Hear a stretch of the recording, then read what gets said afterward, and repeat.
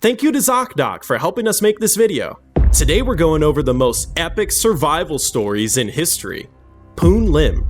It's November 23rd, 1942, and 24-year-old Poon Lim is desperately clinging to a wooden plank in the vast emptiness of the Atlantic Ocean. Just moments earlier, he had been a steward aboard the SS Ben Lomond, a British merchant marine ship on its way to New York. Without warning, two massive explosions ripped through the vessel, and Lim was swept overboard. Fighting against the pull of the now sinking ship, he frantically swam toward what he hoped was the surface, his lungs burning for air. When he finally broke through, he looked around only to see the endless ocean stretching in every direction. He was completely alone. As he bobbed in the frigid water, trying to make sense of the nightmare unfolding around him, the German U-boat that had fired the torpedo suddenly surfaced. Its crew climbed onto the deck, and Poon Lim waved frantically, shouting for help. The Germans spotted him and burst into laughter. They mockingly waved back before again disappearing beneath the waves, leaving him to die. After 2 agonizing hours of drifting, Lim spotted a sign of hope. One of the few life rafts the crew of Ben Lomond had managed to launch before the ship went down was floating just a few hundred feet away. He desperately swims toward it and drags himself aboard. In the distance, he sees another raft carrying a handful of other survivors, and they begin waving for him to join them. But with no oars to steer, the raft slowly drifted apart until once again, he was completely alone. Aboard the raft, Lim finds some food, water, and signaling supplies. He began rationing carefully, clinging to hope that rescue would come soon, but days stretched into weeks, and his supplies dwindled to nothing. Realizing he would probably run out of food before he was rescued at this rate, Lim made a desperate decision. He would save his last piece of hardtack not to eat, but to use as bait. He fashioned a fishing hook from the spring in his flashlight and unraveled hemp rope for a fishing line. Surprisingly, the fish seemed to like the hardtack more than the sailors ever did, but his hook was too small to catch anything substantial. Using a nail he pried from the raft, he made a bigger hook and used the small fish he had been able to catch as bait. As his fresh water supply ran out, he rigged a canvas shelter to catch rainwater to drink. When seagulls began landing on his raft, Lim caught them for food as well. With no way to cook the birds, he butchered them, soaked the meat in seawater, and dried it into jerky under the scorching sun. Though the supplies he found on the raft had completely run out, he was now catching enough food to survive. But then the rain stopped completely, and soon he was left with nothing to drink. Sunburned and delirious with thirst, he watched as sharks began circling his raft.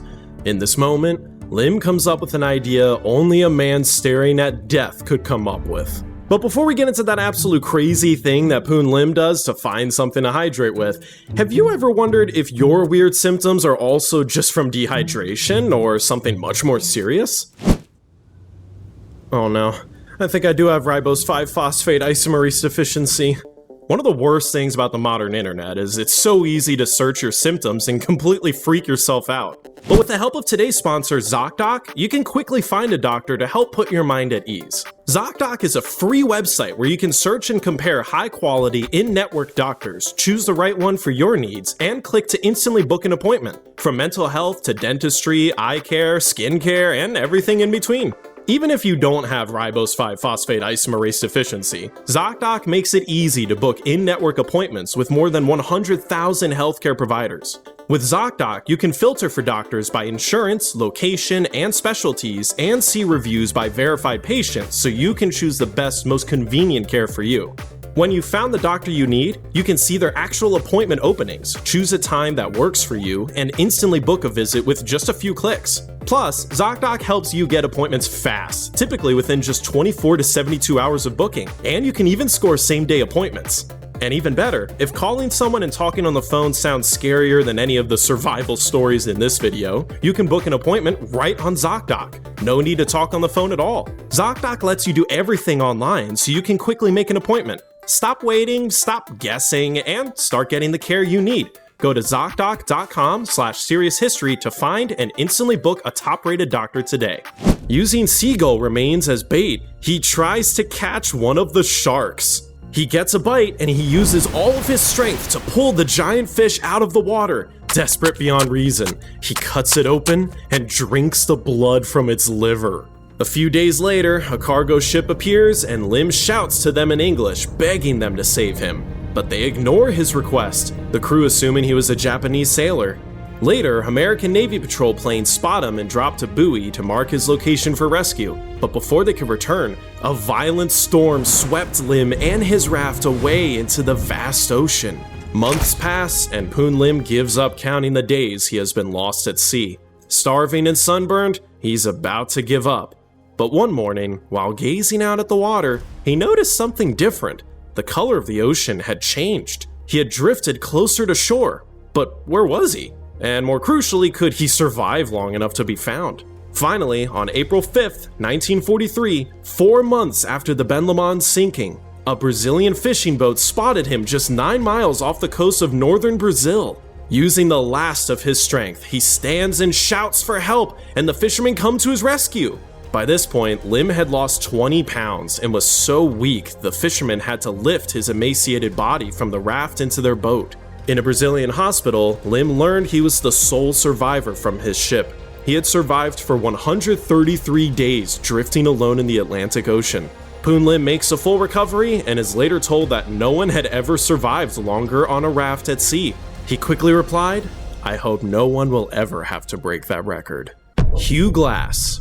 It's August 1823, and a fur trapper named Hugh Glass is traveling along the Grand River in what is now modern-day South Dakota. This particular expedition was deep into Arikara Indian Territory, which made it particularly dangerous. But soon, Hugh would be fighting for his life against something much more fierce. While scouting ahead of his party for river crossings, Hugh inadvertently stumbles upon a mother grizzly bear with her cubs. The mama bear, on instinct to protect her young, lunges at Hugh and instantly begins to maul him. The bear tears deep gashes on his back and chest, exposing his ribs, breaks his leg, and slices his throat. The other trappers hear his screams and come running, finding Hugh being literally torn apart. They open fire, finally bringing down the beast. Hugh lies in a pool of his own blood, a mangled wreck that barely resembles a human being. Everyone present knows they're looking at a dead man walking. Or, rather, a dead man that had just been crumpled into a pretzel, I guess. They fashion a makeshift stretcher and drag him along for 2 days, but his weight slows their progress to a crawl through dangerous territory. Expecting Glass to die at any moment, the expedition leader offers $80 for volunteers to stay with him until the end and give him a proper burial. An old trapper named John Fitzgerald and a young man named Jim Bridger step forward, thinking they've just scored the easiest money of their lives. But days pass, and Hugh Glass refuses to die. Fitzgerald and Bridger watch as Hugh drifts in and out of consciousness. Each time they think he's gone, he lets out another painful groan. Poor old Hugh, it won't be long now.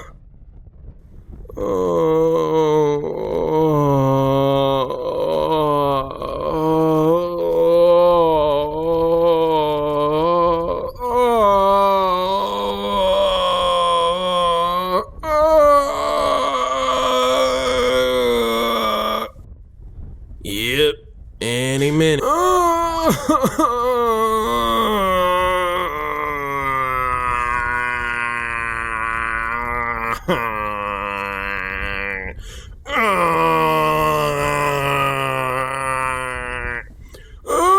my god, just fucking die already! 5 days pass, and Hugh is still not dead.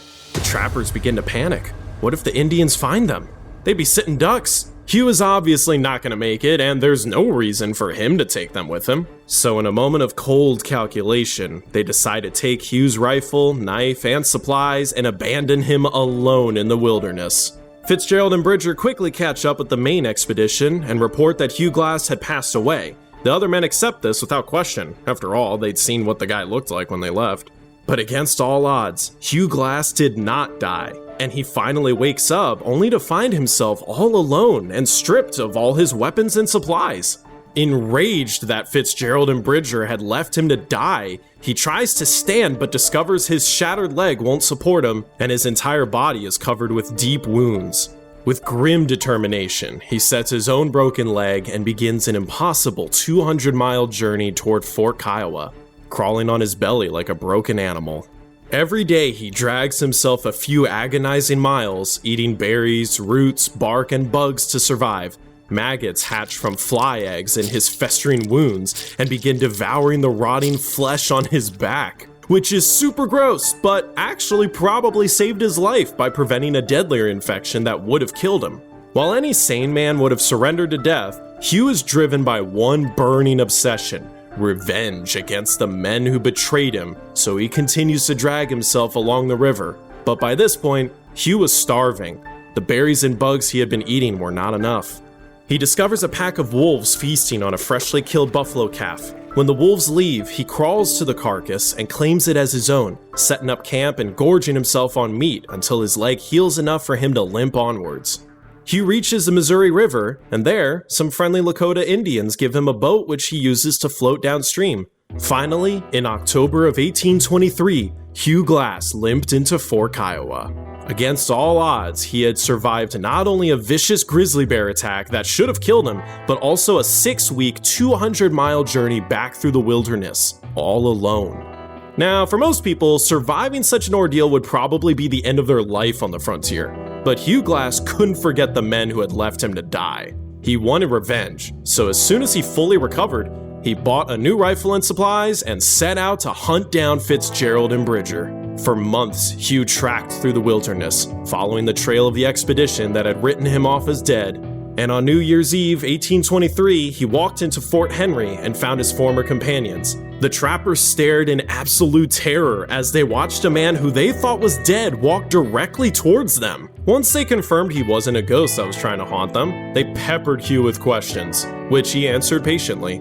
Finally, it was his turn to speak, and Hugh just had one question of his own. Where are Fitzgerald and Bridger? Bridger is called, and the young man cannot believe his eyes. Though Hugh intended to kill him, their conversation reveals that Fitzgerald was the one who decided to abandon him. Hugh forgives the young man and sets out to find and kill Fitzgerald, who had since left the party. For the next 6 months, Hugh wandered from fort to fort, searching for his betrayer, and finally, in June 1824, Hugh Glass walked into Fort Atkinson and finds Fitzgerald. Hugh draws his gun and walks into the fort, but is stopped by a U.S. Army captain. Hugh demands a face-to-face meeting with Fitzgerald so he can give him what he has coming to him, but his long-awaited revenge was immediately crushed. The captain informed Hugh that Fitzgerald had enlisted in the U.S. Army and was now government property. He would not allow Hugh to harm him. Glass pours out his story about how he was abandoned and left for dead by Fitzgerald, and the captain understands how that probably was pretty infuriating, so he tells Hugh to wait a moment. He returns with Hugh's rifle that Fitzgerald had taken and $300. Happy to have his rifle back, but still bummed he couldn't get his revenge, Hugh shouts a warning to Fitzgerald, who remained in hiding. "Never leave the army! Because if you do, you'll be dead!" Hugh Glass then turns and leaves the fort, returning to life as a fur trapper, which he does for another 10 years until the Araucarians finally killed him. Bro really should have retired. The HMS Endurance. It's December 5th, 1914, and Sir Ernest Shackleton is sailing toward Antarctica aboard the HMS Endurance with a crew of 27 men. The early 20th century was the golden age of Antarctic exploration, and Shackleton was one of the greatest heroes of the era.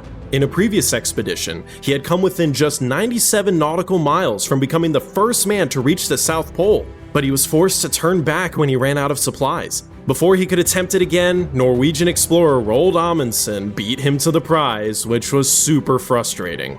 Now 40 years old, Shackleton knew time was running out on his career as an explorer. If he wanted to secure his place in history, he would need to achieve something even greater than reaching the South Pole.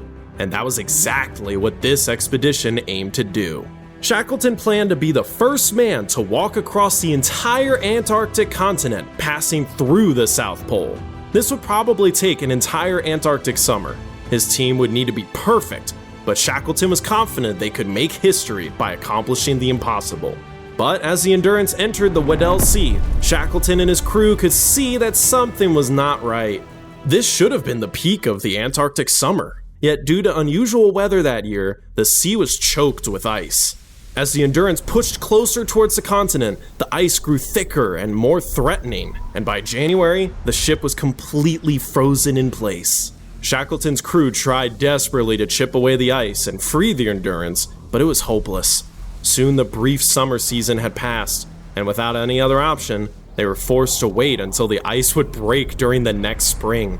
For 8 brutal months, the crew survived on the ship, enduring the savage Antarctic winter.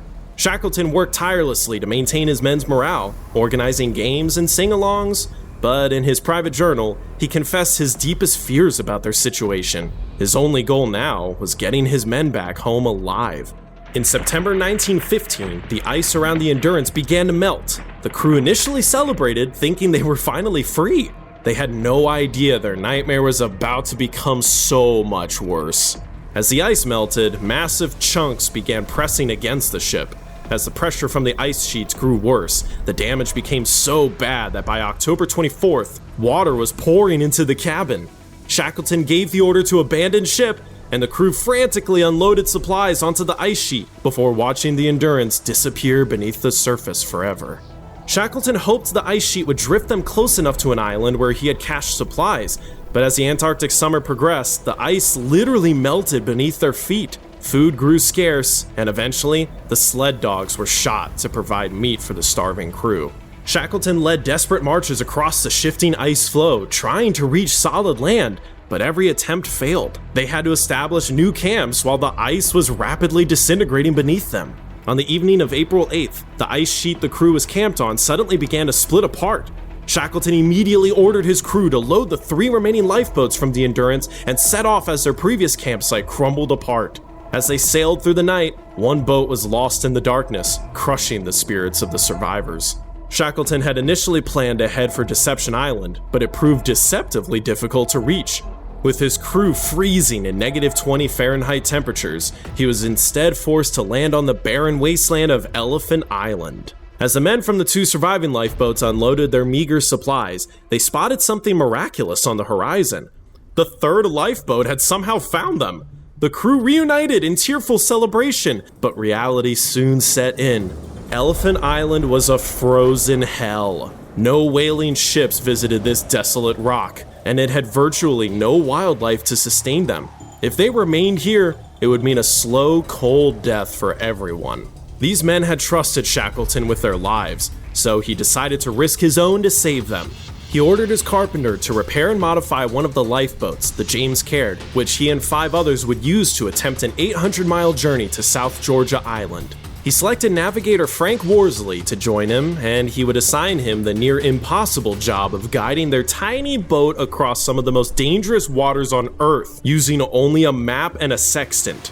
Shackleton packed enough food for 4 weeks, assuming that if they hadn't found land by then, they would have overshot their target and would be doomed anyway.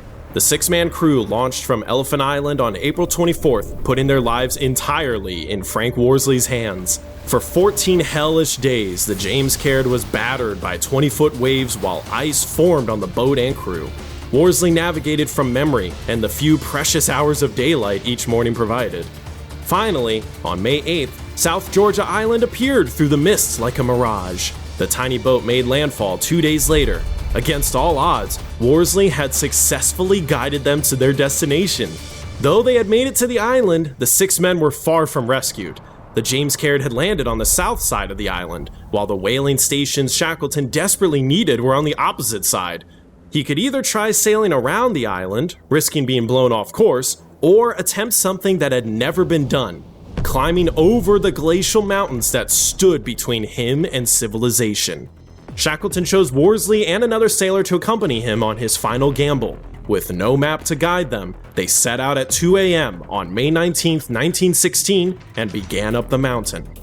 By dawn, they had climbed to 3,000 feet and could see the whaling station in the distance, but they were heartbroken to discover they were traveling in the wrong direction.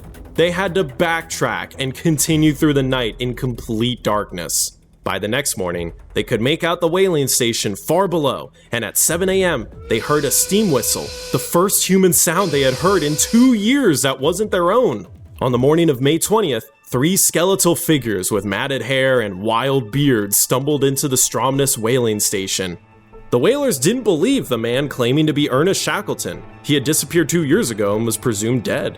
Only when Shackleton called the station manager he had met prior to the voyage by name did they finally believe him. Shackleton immediately convinced the whalers to help him rescue his men. The very next day, the 3 crew members from the James Caird, who were stranded on the other side of South Georgia, were rescued by a whaling boat guided by Shackleton himself. 3 days later, Shackleton set off in a whaling ship to rescue the rest of his men on Elephant Island. But winter was setting in, and the island was surrounded by an impenetrable ice pack. Shackleton desperately attempted to reach Elephant Island in July, but the ice was still too thick, and an August attempt also failed. 3 months had passed since Shackleton had left his men on that frozen rock, and he begged the Chilean Navy for assistance. They provided him with a steam tug that finally broke through to Elephant Island on August 30th. As the fog lifted around the ship's approach, Shackleton wondered if anyone could still be alive. He had left them in such a horrible place, but soon he was overwhelmed with relief as he saw his men waving at him from the shore. They had survived, every single one of them, and within an hour, they were all aboard the rescue vessel. Against all odds, every member of Shackleton's crew from the HMS Endurance had survived 2 years in the most hostile environment on Earth. When Shackleton planned another Antarctic expedition in 1922, many men from the crew of the Endurance volunteered to join their captain on another adventure. Tragically, just before this new adventure could begin, Shackleton died of a heart attack on South Georgia Island, the very same island where he had risked everything to save his crew just 6 years earlier.